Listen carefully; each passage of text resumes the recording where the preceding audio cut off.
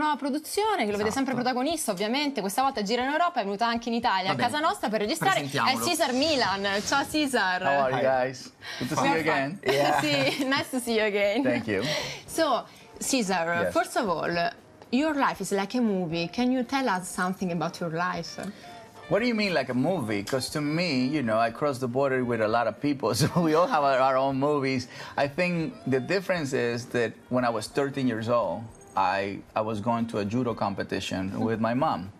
And I said, Mom, you think I can be the best dog trainer in the world? And she turned around and said, you can do whatever you want, you know, being Mexicana. And so it feels good, you know, to declare something in front of somebody that loves you and you love. And she believed it. And so that really sealed the deal for me. And I started watching shows like Lassie and Rin Tin Tin, dog shows. And then I thought, well, if I go to America, I'm going to learn from Americans. But I come from a poor background, so I couldn't take a visa, you know, passport and fly. So I have to jump. You know, I have to jump, live in the streets for 2 months on the freeways, you know, bridges. And so I live in the streets, and I learned how to move around. I watch cars, you know, the typical immigrant jobs in the United States. You work in restaurants, washing dishes, and you learn. My first sentence in English was, do you have application for work? Yeah, that was my first sentence. And so I went to this place eventually where they groom dogs. Because that was what I wanted to learn. You know, I wanted to learn about dogs. And I knew how to wash dogs, and I knew how to groom dogs. So I went with these two ladies, and I asked them the question, and they started talking to me in English. And I was like, you know. So they took me in the back, and they had this Cocker Spaniel. And it was, you know, aggressive. And they gave me a picture, a book with a picture, say, and the clippers. And pretty much what I understood is, if you do this, you get the job. But he was aggressive with them, so I went and grabbed the dog and started grooming him. And the ladies were, you know, impressed because the dog didn't bit me. So that's how my whole, the knowledge of, you know, the Mexican guy who's not afraid of dogs. And then I went to Los Angeles because my goal was not to live in San Diego, because Disneyland and Hollywood was in Los Angeles. So that's when I started looking for Lassie and Rin Tin Tin, and I never found them.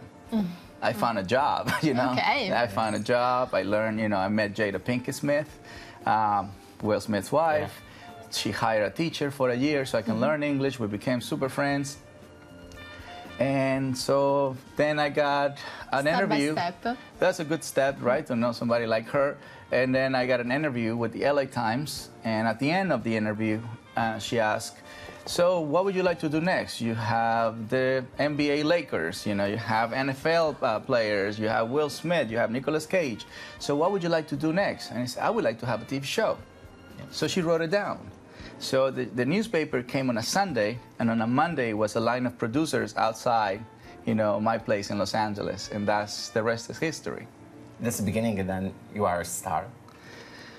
Okay, I'm a working guy, so if that's what you... I think you're a star.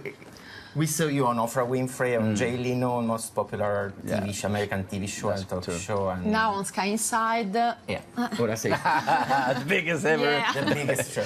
And now I think you are traveling around Europe for this new adventure. I'm going to say the title of your show in Italian is Il Capobranco sei tu, non tu. Neanche io, neanche te, sì. Il Capobranco sei tu? Yeah, perfect. Good. You speak perfect Italian, yeah. And what's this show about? Well, this show actually was born because as I travel the world, I realized, you know, it was not just the dogs in America who needed the help, right? In America, 4 to 5 million dogs die every year. 4 to 5. In the world, it's 600 million. So, and nobody's doing anything about it, right? Everybody's helping Haiti, everybody's helping, you know, different places they need help. Everybody's helping humans, everybody's helping elephants, everybody's helping dolphins and whales. And nobody's is actually marching for man's best friend. And so I felt that it was a responsibility of my part to create a show that creates awareness, you know, and really ask people to to adopt a dog, but I have to show you how. Right? You can tell people, do this, and they do it. But then they say, but I didn't know how. You know what I mean? So the show is really going to cover, obviously, the education aspect of it, which is compatibility. A lot of times people go and rescue a dog, but they don't rescue the dog with the right energy. So that eventually, what they do is they return the dog back into the shelter. And if the dog misbehaves, it's going to be in his profile. Yeah. Now the dog, chews on shoes or destroy the furniture is on his profile. So the chances of that dog getting adopted is going to be less. With the show, we're going to increase that, and we're going to decrease euthanization, which is what happens. And obviously, we're going to show the bad habits the human has around the world, which often is very cruel. So this new show is a sort of step forward or a way to get involved in this problem of abandoned dogs. I feel that maybe not everybody can be a dog whisperer, but I know everybody can be a pack leader, right? So pack leader is an individual who gives direction and protection to someone. And let's begin with dogs. And then eventually, once we understand that that works, let's do it with each other. You see it? So definitely the next step is something where everybody can achieve this position. Everybody, I want everybody to be a pack leader. But also in Dog Whisperer, you teach us that the pack is very important for the dog, and one of your technique is based on the pack, also in your school. Well, pack means family, right? So la familia, the most important thing, right? So often people don't treat a dog that way. I mean, they bring him in, but they don't really keep him within the family, and so they create confusion to the dog, right? So sometimes they want to lead the dog, and sometimes they let the dog lead them. So it's a very confused environment. So once you understand how a pack works best, and then your job is to maintain the leader position. Which kind of situation have you found in Europe and in Italy? The good and the bad, The good is people from all over Italy came, and Cesar says, adopt a dog, so we are coming from all over Italy. At the same time, we brought dogs from Italy who needed help. A lot of abandoned dogs in Italy, a lot of dogs in the streets, unfortunately. Dogs, they still live in chain.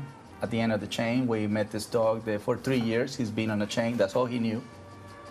Yeah, and hidden with things, very shy, and develop aggression, and obviously they don't want him anymore, right? So now they call him Biter. When he wasn't born that way. Puppies don't born wanted to bite. Puppies born wanted to lick and smell and being curious. That's all of them. So somebody did harm the mind of that little dog. You see, so we found that. But the good thing is you're always going to find the good side of human, and then obviously you have to deal with the bad side, the bad habits and the bad heart of human being. Cesar, thanks so much. You guys. Thank you very much. Thank you, Cesar.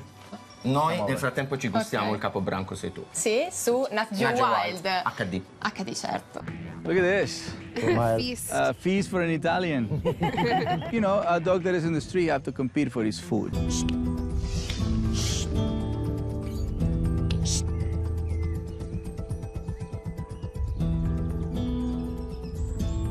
That's right. So you see it. So now he's relating.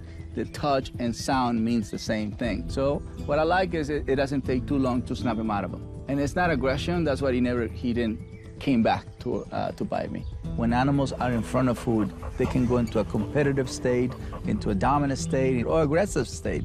We want to make sure the Miles doesn't maintain this natural knowledge. It's very important that he doesn't bite the hand that feeds him.